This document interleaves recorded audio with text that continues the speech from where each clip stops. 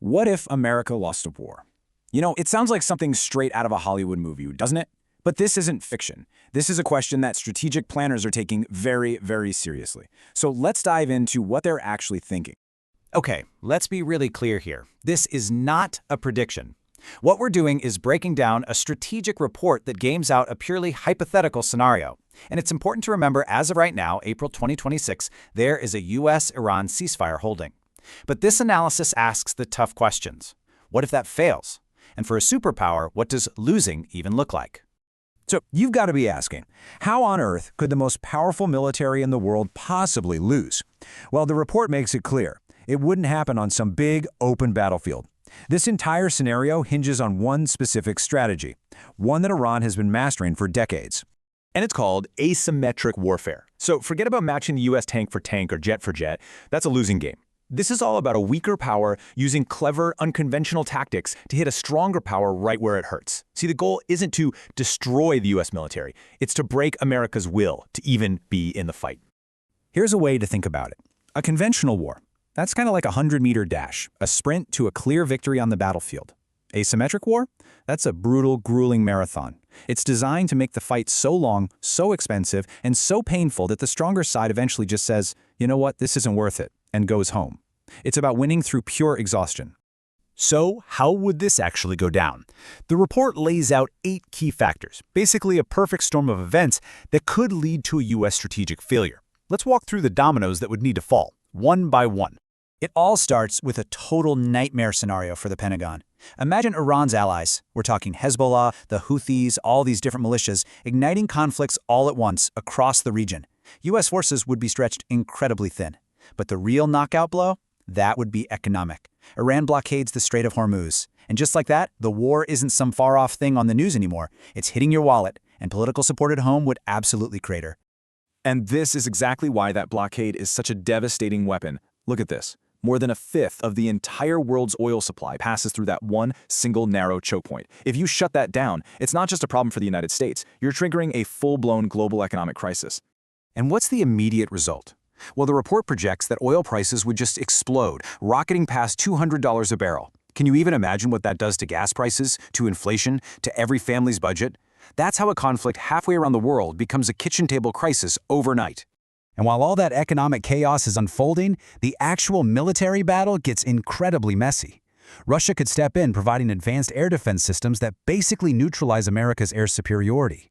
China could throw Iran an economic lifeline, making sanctions almost useless. All the while, you've got Iran potentially launching thousands of missiles to overwhelm U.S. bases and ships, all while hitting the U.S. back home with sophisticated cyber attacks on banks and infrastructure. It's a mess. The final 1-2 punch is both diplomatic and geographic. Key allies in the region, spooked by the chaos, might just say no thanks to letting the U.S. use their bases. That cripples logistics. And then there's Iran itself. It is a massive, mountainous country with 85 million people. The idea of a full-scale ground invasion and occupation, it's a non-starter. There's no realistic scenario for a traditional military conquest. Okay, so that's how it could theoretically happen. But what would the world actually look like the day after something like this? Well, the report paints a pretty grim picture. We're talking about global chaos. The ripple effects would be just staggering. Let's just focus on what the report calls the critical impacts. First, U.S. credibility around the world, it just evaporates. Allies everywhere would start wondering if American security guarantees are worth the paper they're written on. That leads to the second point. Iran becomes the top dog in the Middle East. And that leads directly to number 3, a terrifying nuclear arms race, as other regional powers scramble to get their own bomb. And on top of all of that, you've got a global recession and a huge power vacuum that China would be more than happy to fill. It all sounds absolutely devastating, right? But then the analysis takes this really sharp, unexpected turn, and it asks a truly provocative question. And this is where things get really fascinating. The report starts to argue that a shock of this magnitude, while terrible in the short term, could actually force a long overdue reckoning inside the US. It could create some paradoxical benefits in the long run.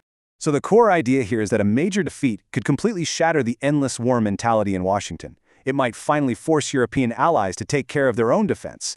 It could redirect trillions of dollars from foreign interventions back into rebuilding America's own infrastructure and technology. And it would force the Pentagon to radically rethink what a modern military even looks like.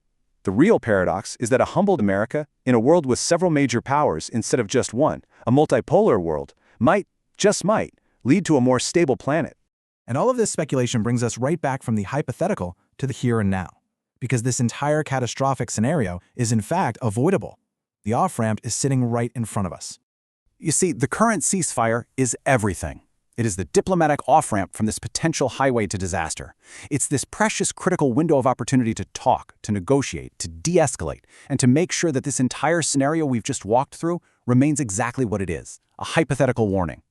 You know, a quote from the report's conclusion really just says it all. The price of this war would be so astronomically high for everybody involved, not just in lives lost, but in global stability, that diplomacy isn't just the best option, it is the only rational one.